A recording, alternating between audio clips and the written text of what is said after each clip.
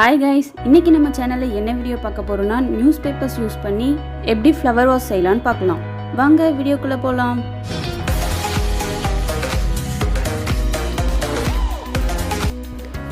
First news paper எடுத்துக்கிறேன். அதை நான் வீடியோல காட்டுற மாதிரியே மடிச்சிட்டு அதை இப்போ கட் பண்ணி எடுத்துக்கிறேன். இப்போ இந்த பேப்பர்ஸ் வச்சு நம்ம பேப்பர் ஸ்டிக் தான் செய்ய போறோம்.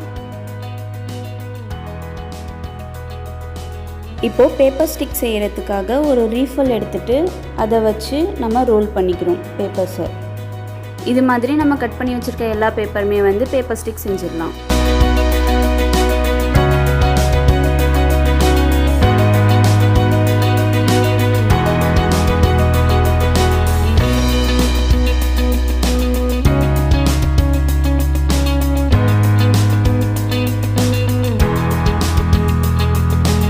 இப்போ இந்த பேப்பர் ஸ்டிக்லாம் வந்து கலர் பண்ண போகிறோம். நான் இன்றைக்கி 4 கலர்ஸ் யூஸ் பண்ண போகிறேன்.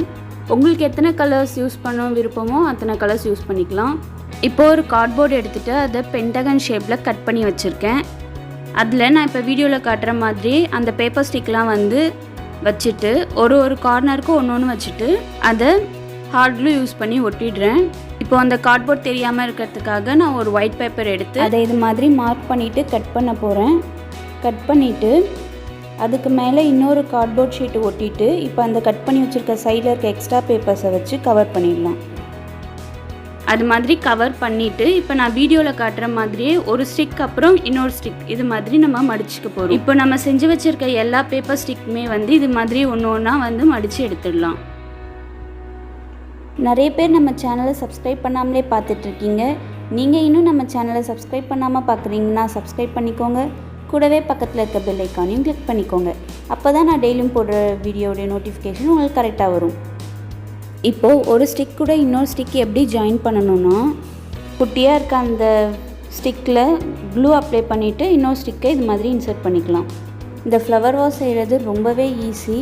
நீங்கள் கண்டிப்பாக வீட்டில் ட்ரை பண்ணி பார்த்துட்டு எப்படி வந்திருக்குன்னு எனக்கு கமெண்ட்டில் மறக்காமல் சொல்லுங்கள்.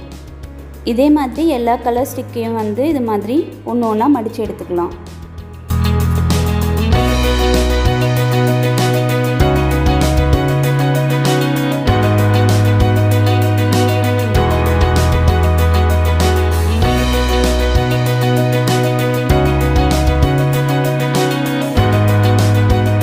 ஃபைனலாக அந்த ஸ்டிக்லாம் ஹார்ட் க்ளூ யூஸ் பண்ணி ஒட்டிட்டு எக்ஸஸாக இருக்க அந்த பேப்பர்ஸை கட் பண்ணிடுறேன்.